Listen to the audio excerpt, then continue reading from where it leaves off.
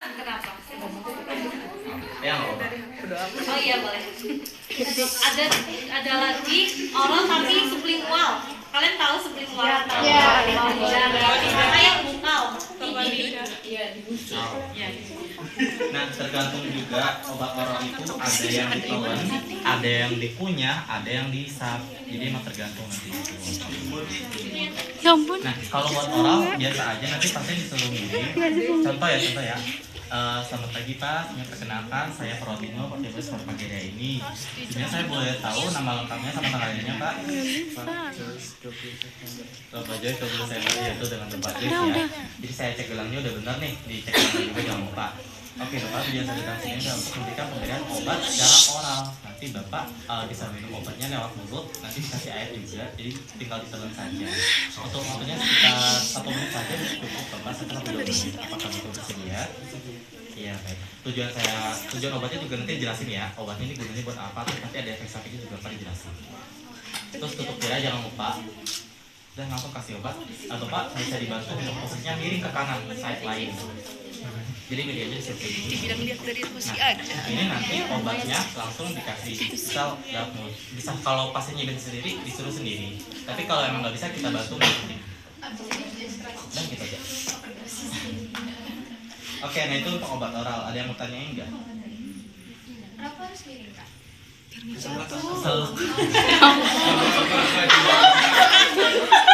Nggak bisa ditinggiin. Kalau misalnya sudah miring, Ditinggiin. Apa? apa tuh? Ya, harus forward. High folder, semi folder juga bisa. Ini kan kondisi kalau bisa. Flower. Oke, ada lagi yang mau tanyain? Kanan kiri boleh. Tujuan ini kan biar dia nggak kepalan nggak gitu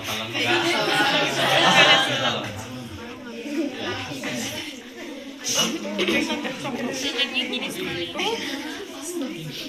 Kalau emang pasien, oh iya jangan lupa tanya atau nanti dicek di rekam medis ini pasiennya ada kesulitan menelan atau enggak. Sampai Rosi baru. Kalau emang di rekam medis nggak ada, baru kita tanya ke pasien. Bapak ada kesulitan nggak Pak? Nggak sih? Iya. Iya guys. Kalau itu kita Gantiin kasihnya doang. gitu. Aman ya untuk obat oral ya? Aman.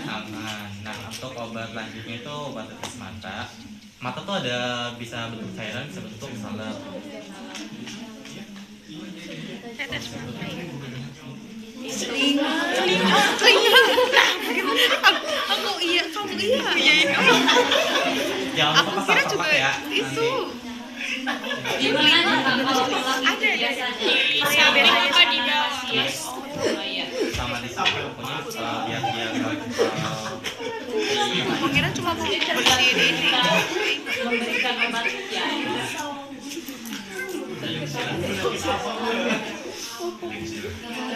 Ini kemana ya? Aku duduk bentar. Nah obat tetes mata sama bukan, Nice, cuma nanti enak banget ini, cuma tahap lihat dari kerjanya aja sini. yang beda. Nanti kan jangan lupa pakai apa namanya handphone. Kalau nggak ada handphone pakai cotton bud boleh.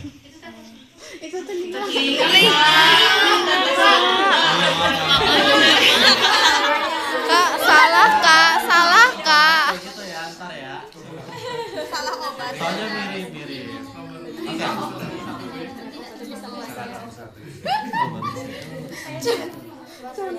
Nah ini dia kayak gini nih kalau nah ini cair ya. Warnanya apa? Kayak insto modelannya. Itu mata ya? Oh, Nah nanti kalian kalau buat apa namanya tetes mata itu biasanya semi polar boleh, kayak gini juga boleh. Asalkan nanti pasiennya tuh ngedongak gitu. Nah, biar aku sih. iya. Ya, mendongak. Nah, nanti pasien ini kalian pegangin ini aja, dibuat konjungtivanya ditarik ke bawah. Habis itu kan kelihatan tuh. Nah, terus pasiennya suruh ngeliat ke atas. Kan kelihatan tuh konjungtivanya. Kalau kelihatan kotor dibersihin dulu. Kalau nggak kelihatan kotor kita bisa langsung kasih obat tetesnya. Pakai kesenggak. Enggak dicolok. Apa namanya? Diusap halus. Usap ya, diusap halus. Biasanya kalau bersih itu satu arah aja, jangan dua arah. Jangan. Nah, dikasihnya di mana? Di mata. Di kornea, di konjungtiva atau di mana? Di mana? Di mana?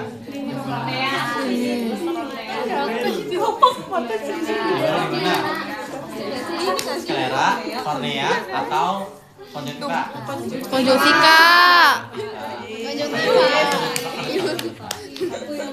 Ini contoh aja ya.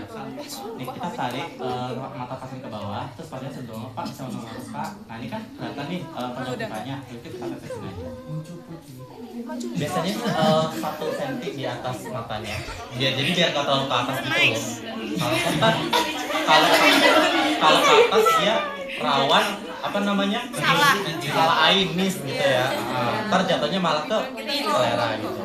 Jadi di 1 cm di atas matanya ke selera konjungtiva. Terus tetesannya berapa tergantung dengan dosis dokter.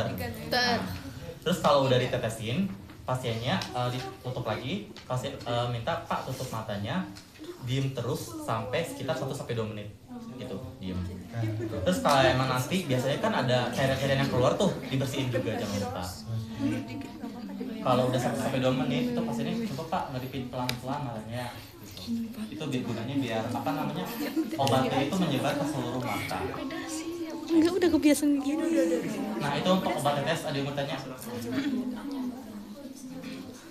Kan merem ya kak, berarti matanya tuh diem aja gitu. Diem aja. Kan biasanya ada yang kayak walaupun merem tetap gerak-gerak. Sebenarnya nggak apa-apa. Nggak apa-apa. Yang penting merem, maksudnya kalau pakai merem gitu. Ya, ya. Ya. Tapi kalau bisa ya diem aja udah, nggak usah gini.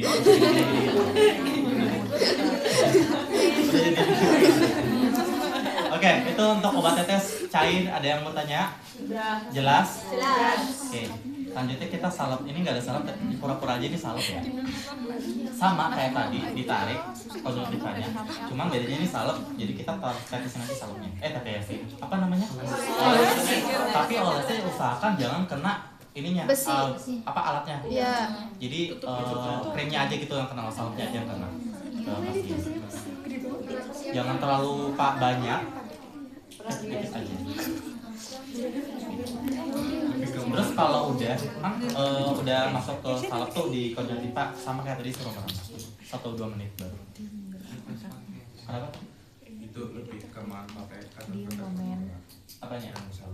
Oh, sebenarnya sih boleh pakai cotton bud, asalkan tadi cotton budnya jangan kena matanya, obatnya aja.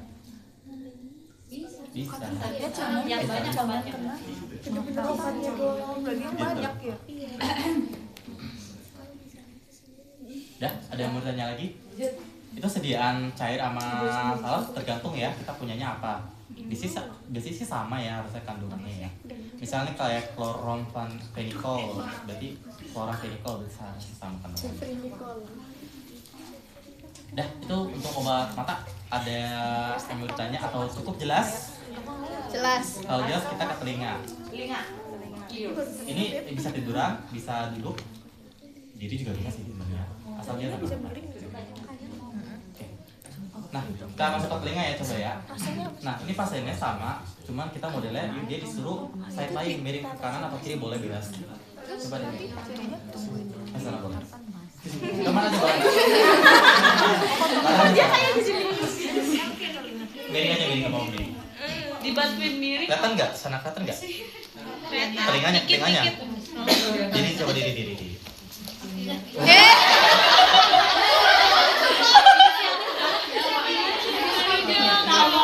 Menurut sekali. Oke. Nah, ini ada 2 cara buat pemakaian obat telinga. Ada dewasa, ada anak. Pertama kita tarik dulu nih tonus di sini. Tonus apa? Tragus ya? Lupa. Ini nih yang yang kalian ini ada jendol-jendolan nih, ditarik dulu. Nah, terus gendang telinga. Daun telinganya.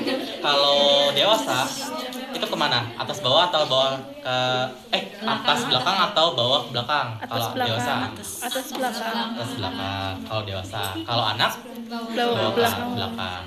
Itu karena anatomis dewasa sama anak beda telinganya. Jadi jalur itu berbeda gitu loh. Makanya ya ada perbedaan antara tarik atas atau tarik bawah.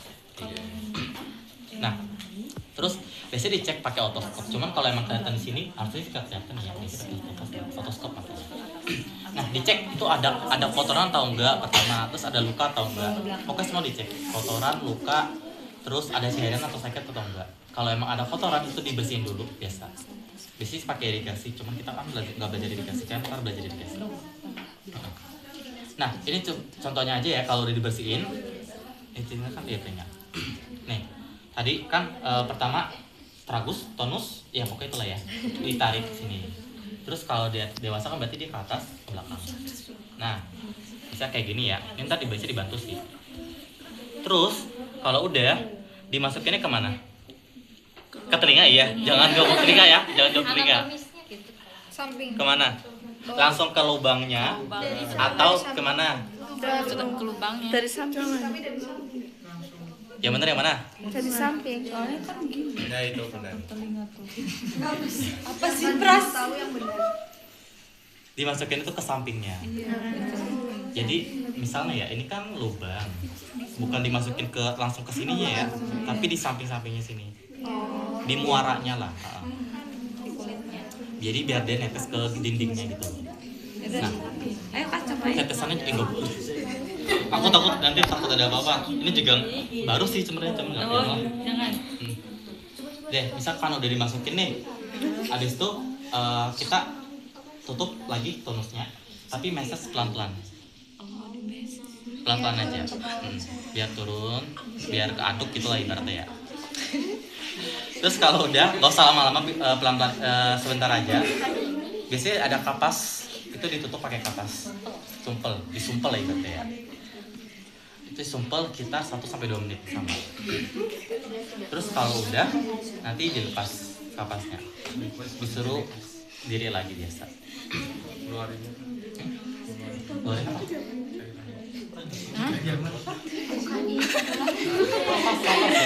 Kapas yang dimasukin ke tuh pakai kapas. Minum apa? Oh ini kan cairan obatnya. Iya. Bukan irigasi, bukan dikeluarin lagi cairannya, emang sengaja dimasukin.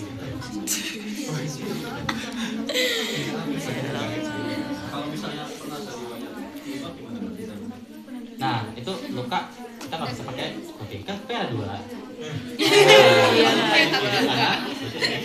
Bener juga. Padahal itu nggak bisa.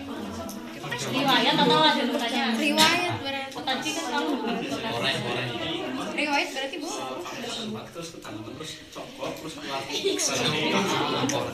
masih ada darahnya kan itu, makanya kalau darah oh nggak apa-apa. apa gunanya dilihat di awal? Kan kita tadi awalnya lihat kan ada kotoran nggak, terus ada luka nggak? Kalau emang ada luka, pendarahan, betul-betul pendarahan, itu nggak usah. Oke, itu untuk obat tetes telinga. Ada yang mau ditanyakan? Jelas? Kecepatan nggak sih? Aman ya? Dia supinasi posisinya. Nah. Cuman ya, kalau emang dia supinasi, nanti kalian pertama dahinya ditarik. Jadi biar pasnya nggak doang gitu. Ditarik, terus dahinya ditarik. Nah, biasanya ntar di sini ada bantal atau di sini ada bantal. Jadi biar dia nahan gitu loh. Gampang. Misalnya udah kayak gini posisinya, udah dalam kayak. Terus dicek lagi, ada kotoran enggak sama ada luka atau enggak. Terus tergantung kalau obat tetes hidung tuh biasanya ada tetes sama ada semprot, bukan salep ya, semprot. Sama, prinsipnya juga sama. Kalau tetes dia ditetesin di dindingnya. Jadi bukan di lubangnya, di dindingnya. Di mana ya? Area sekitar lubang. Ya, yang sekitar lubang sinilah pokoknya ya. Biar dia nanti ngalir gitu loh ke dindingnya. Semprot sama disemprotin di situ. Di samping-samping. Jadi pertama didomakin dulu, terus ditarik. Biar dia kelihatan gitu. Karena berarti kalau banyak bulunya gimana kan? Kalau banyak bulunya di Ya, kan ke dinding, makanya dia nggak langsung ke lubang. Obat obat semprot tuh sama kayak gini nih ya modelannya. Ada ujung kayak gininya, tapi dia di spray ya. Ya. Nah. Di spray gitu. Tinggal dipencet tadi ada keluar partikel-partikel kecil, partikel cair. Nah itu untuk obat hidung, tetes hidung atau semprot hidung. Jelas, cukup jelas. Aman ya? Oke, lanjut. Suppositori gimana ya? Ini aja nih.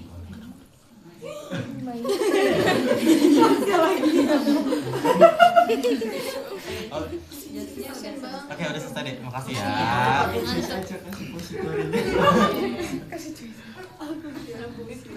Gimana ya, guys? Oke.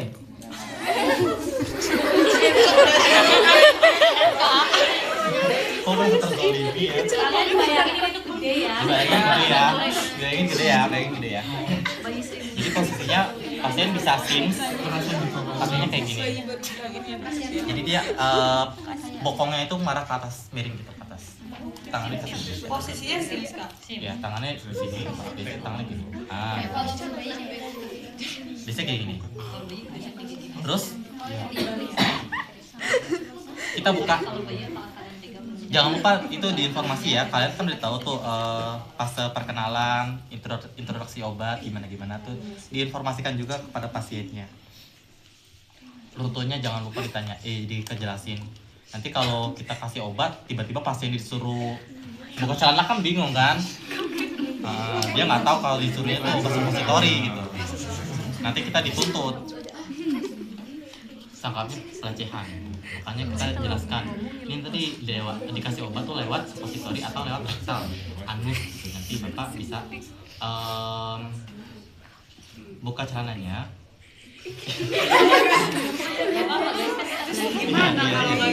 Ya pokoknya kayak gitu ya.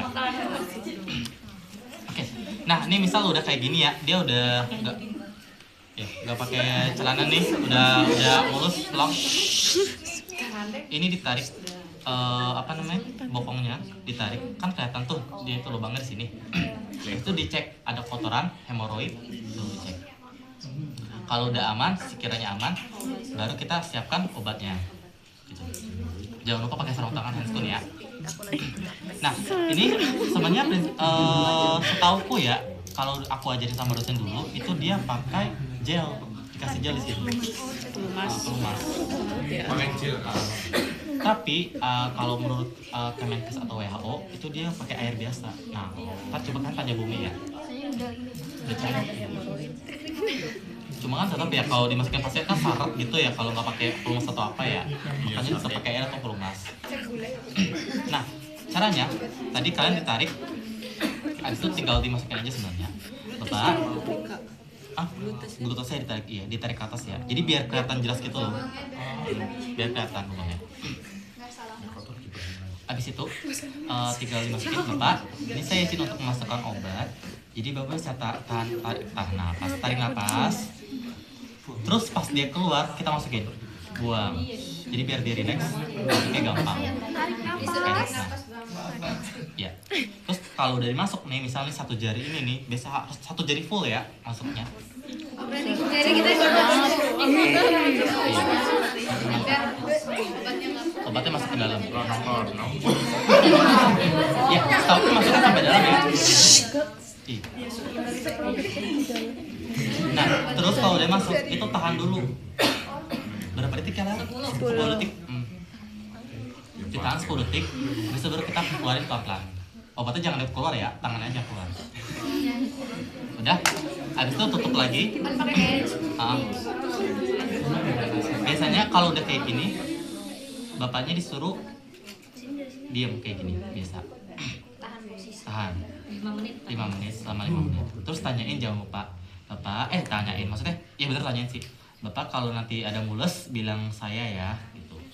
Soalnya emang biasanya kalau obat itu cepat gitu pekerjaannya langsung. Tiba-tiba mules aja bapaknya.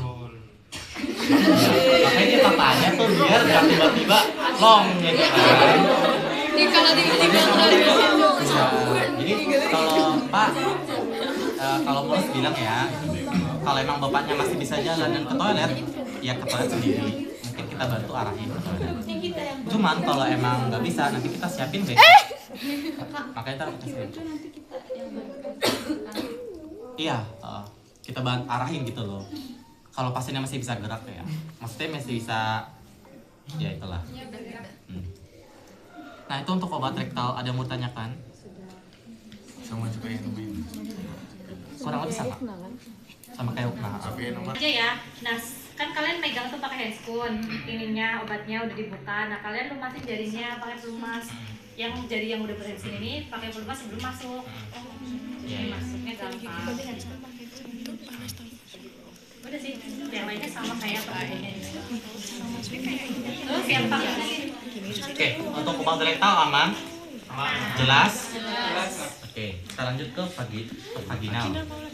Nah, kalau pervaginal itu kan berarti perempuan ya. Kita posisikan pasien itu dosa rekumben. Oke, gimana bisa ya? Ya, kayak gini lah pokoknya ya. Nah, gitu.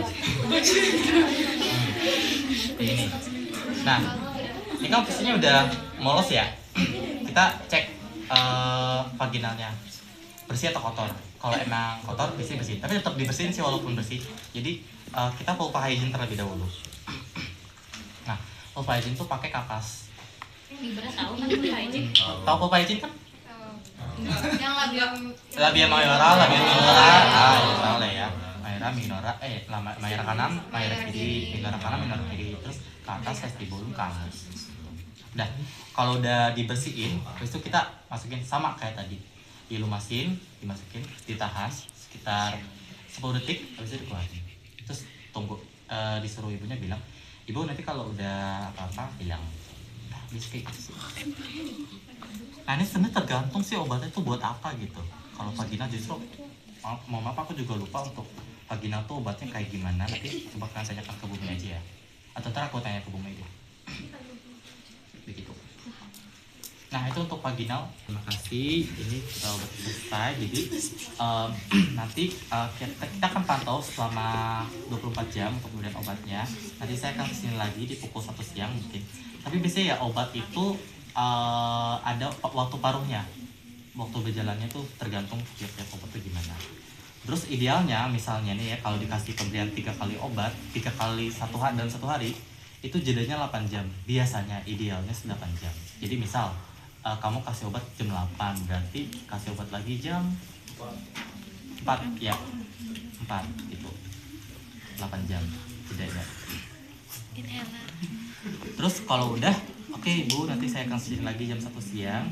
Apakah ditanyakan? Kalau tidak ada, saya kembali ke ruang perawat. Assalamualaikum warahmatullahi wabarakatuh. Dan habis itu dokumentasi. Nah, dokumentasi ini jangan lupa kalian udah kasih obatnya apa, terus respon sebelum obatnya apa, pasiennya siapa, terus waktunya kapan, terus nanti udah itu aja sih cukup. Jangan lupa untuk dokumentasi. Laporannya lah pemberian obatnya apa gitu. Terus nanti setelah udah misal dikasih lagi ada reaksinya apa gitu kan terus dicatat juga.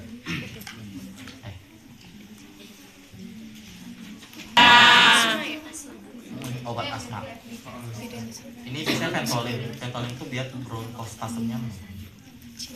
Nah untuk cara cara pemberian obat, pasien ini suruh duduk, terus pasien ini suruh tarik nafas dalam-dalam, terus buang pelan-pelan. Nah pas dia mau tarik nafas lagi, pertama dicek dulu ya, ini berfungsi atau enggak. Ya diceknya keluar ya, maksudnya ke jauh-jauh dari pasien gitu loh, jangan ke sini gitu kan, nggak bisa. Ya dia dicek apakah berfungsi dalam mereka atau enggak dia. Oke, kembali lagi tadi. Pasien tarik nafas, buang nafas, terus pas mau dia tarik nafas, ini jangan lupa dibuka ya, kan itu tuh dibuka. Suruh pasiennya gigit, bukan gigit sih, masuk ke mulut. Oke, dia pokoknya harus kayak gini, nggak boleh kayak gini ya. Bisa kayak gini nggak boleh, harus di mulut. Kayak gini, masuk ya. Itu yang di tipi-tipi. Salah ya? Harusnya kayak gini. Nah, tadi kan pas lepas nafas, buang nafas, pas tarik nafas, sekalian kita pencet obatnya. Ya, jadi tarik gitu. Tadi yang dipencet botolnya ya, Pak? Nih, pencet botolnya, ditekan gini. Kok nggak? Udah. kurang kencang. Kurang kencang. Ya. Nah, terus abis udah masuk obatnya itu ditahan dulu selama 5 detik biasanya. 5 sampai ya tergantung kita lah, biasanya bisa napas berapa detik. Intinya ditahan dulu. Soalnya kalau kita langsung buang napas lagi, itu obatnya keluar juga. Nah, ini juga tergantung dosis dokter atau emang biasanya ada dosisnya. Kita berapa kali gitu. Kalau disuruh 1 kali dalam 1 waktu sekali aja. Kalau emang dia 2 kali, itu kalau udah 1 kali ditahan dulu di sampai 1 menit. Diam dulu 1 menit. Kalau udah dituin lagi. Sama kayak tadi prosedur. Begitu untuk pemberian inhalasi. Mau nambahin. Jadi kalau bisa di checklist itu, di sini kita suruh tarik nafas perlahan selama 2 sampai 3 detik. Kan tarik nafas dulu. Terus kalian juga bilang juga nggak apa-apa ke pasiennya. Nanti dalam hitungan ketiga akan saya semprotkan ya Pak. Bapak tarik nafas dulu, tarik nafas lagi, semprot, terus suruh tahan nafas selama 10 detik. Gitu. Kita bisa memberikan obatnya secara langsung ke pasien tadi kayak tadi Lael bilang kita kasihin ke pasien, atau bisa juga kita contohkan ke pasien. Nah itu. Yang penting itu kita edukasi cara pemberian obatnya itu kayak yang benar kayak gimana. Udah begitu untuk